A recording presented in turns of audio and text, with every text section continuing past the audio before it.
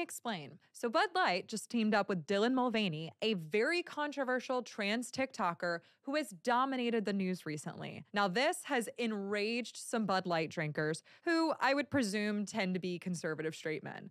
But I have a theory as to why Bud Light deliberately pissed off their own customer base. I don't think Bud Light is actually woke. They're just using Dylan Mulvaney and the culture war for free advertising. You see, in the attention economy, the more backlash you direct to a specific person, brand, or thing, the more power it actually has in the news cycle. And that drives sales, unless you decide to actually vote with your dollars. What's going on, everyone? Sauce Community here today. We're reacting to what the whole Bud Light situation and the marketing VP coming under fire. So here's my first thoughts. So in the intro video, you saw an explanation, and I believe this woman's a libertarian. So she's making this attempt that, hey, if you guys don't do anything with this outrage, you're only driving sales for Bud Light. Has that been proven true by anything that's been happening with Bud Light? I don't think so. You've seen the outrage. Everyone's mad about it, seemingly. Women are mad about it. Men are mad about it. And the whole goal of Bud Light going into this thing, if it was to drive sales, I don't see it. Like, what sales are being driven? Actually, this killed sales. And I'm fighting against this narrative that, oh, if you're talking about it, you're just giving them what they want, more attention. Nope. I don't agree. I think the wrong kind of attention. Hey, this is the brand you don't buy. I think that's the kind of attention that companies don't want to get into. Right. And to end this point of mine, then we get into the article. My main point here is that as you get younger, politically, we're more partisan compared to the older generation. I don't know if someone in Bud Light needs to recognize this, but millennials are more partisan than Gen Xers, and Gen Z are more partisan than millennials. Like, you getting involved in politics, period, already going to set off half the population away from your brand. And that's just the truth. But hey, I digress. Let's get into the article. Bud Light's VP launched a female revolution at beer giant and behind strings of woke ads, including one featuring Miles Teller, sorry if I said that wrong, as she faces Dylan Mulvaney fallout. So they're already been trending this way, right? And I think they did a Super Bowl commercial. Alissa Heinerscheid, the brand's vice president of marketing, shared her vision for Bud Light last month and has been met with backlash or pushback from customers. The backlash was amplified on April 3rd with 26-year-old Dylan Mulvaney, who took to Instagram to announce that he had agreed to work with the Bud Light marketing firm. The decision showed that Heinerscheid, sorry if I said this guy's wrong. You know me. I'm bad with names. Okay. 39-year-old emerged as a lightning rod for beer drinkers unhappy with the company's decision and deviation from norms, right? And she's in the clip I'm about to show you. She talks about how, oh, Bud Light was a dying brand. I'm like, where? In your little elitist world. And this goes back to the previous video I did, that woke college students are indoctrinated, not educated. Because for the most part, if you're a college educated person, in my view, you're in a bubble. Only 40% of Americans are college educated or graduated from college. You're in a bubble. So you think, oh, I don't drink Bud Light. Oh, Bud Light saw that a touch. Oh, I don't want to touch that brand. Because you guys are already been conditioned to be political activists in any job you go into. You can go to tech, you're a political activist. You can go to fundraiser, you're a political activist, right? You've been conditioned and trained to be political activists. So you see everything through a lens of politics. And you think everyone else sees the things in a lens of politics, when that is not the case. We just want a good beer, and that's it. We don't need you to preach to us. Like, one thing, as an American, I'm speaking as an American, all right? One thing Americans don't like to be done to, we don't like to be preached to. You've seen the ratings that's been going on with the Grammys. Grammys been historically going like this. Because we feel like, yo, who are you? You preaching to me about politics? You don't know anything about my situation. You don't know about me personally. You don't know what I value. You don't know my principles and beliefs. Who are you to tell me the general prescribed vision? Oh, we all should agree to this. It's insanity. And these people who come from college, these Ivy League schools like this lady here, I think they're the worst ones. I think Ivy League, like, there's levels to this woke stuff, guys. If you come from a state college, because at the end of the day, you run into like regular people. But if you go to the Ivy League schools, oh, they're more woke than all the other ones, in my opinion. I mean, Alvin Bragg came from Harvard, and you saw what he did with the indictment stuff. He fumbled that. Now he made all the Harvard law graduates look bad. Because end of the day, these people represent y'all. Like, I'm sorry, they represent y'all.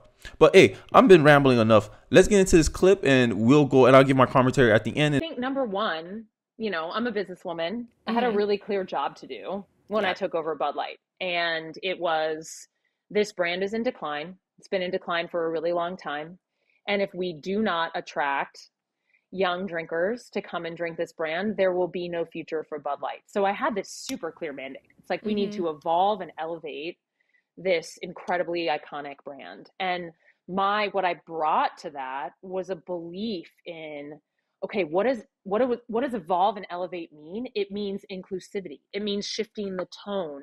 It means having a campaign that's truly inclusive and feels lighter and brighter and different and appeals to women and to men. And representation is at sort of the heart of evolution. You've got to see people who reflect you in the work. And we had this hangover. I mean, Bud Light had been kind of a brand of fratty, kind of out of touch humor. And it was really important that we had another approach. So you've seen it and you heard it. So this is her, Heinrich. She's a graduate of Wharton Business School. Apparently it's a good school.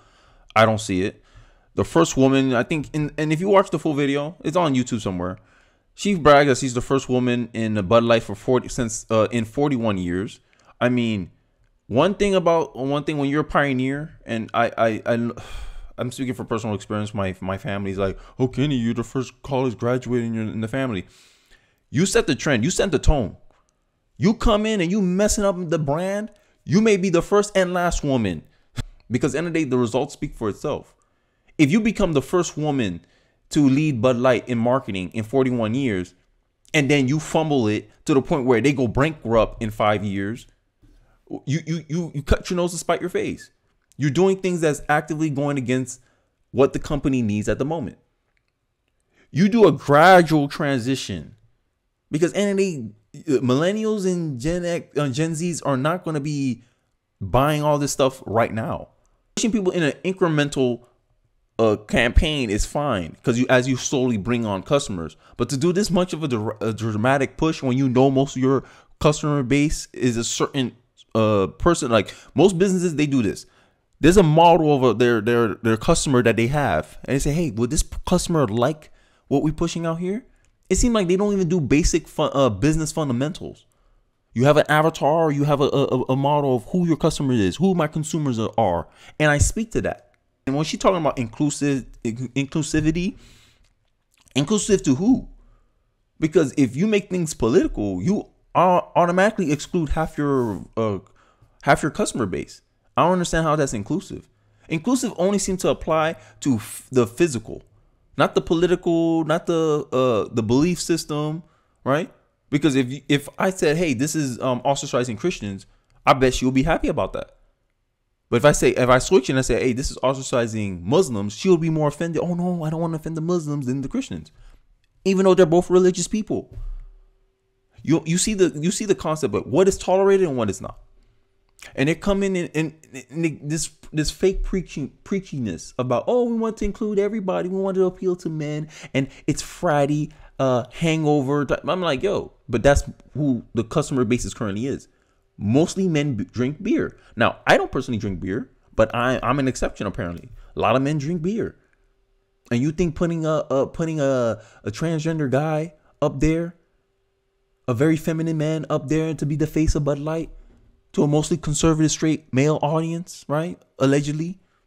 Even though I'm just thinking, hey, like the people who tend to drink beer don't tend to look like Dylan Mulvaney. I'm just saying. Now you got all this backlash. You costing people jobs.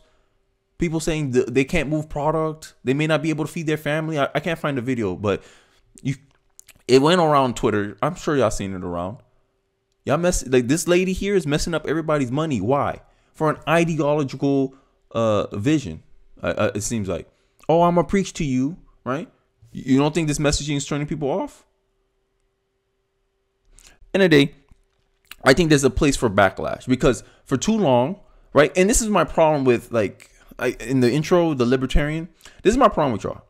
Y'all like to criticize conservatives a lot, but when the left do it, I don't really hear much of the same criticism because they'll fall through, right?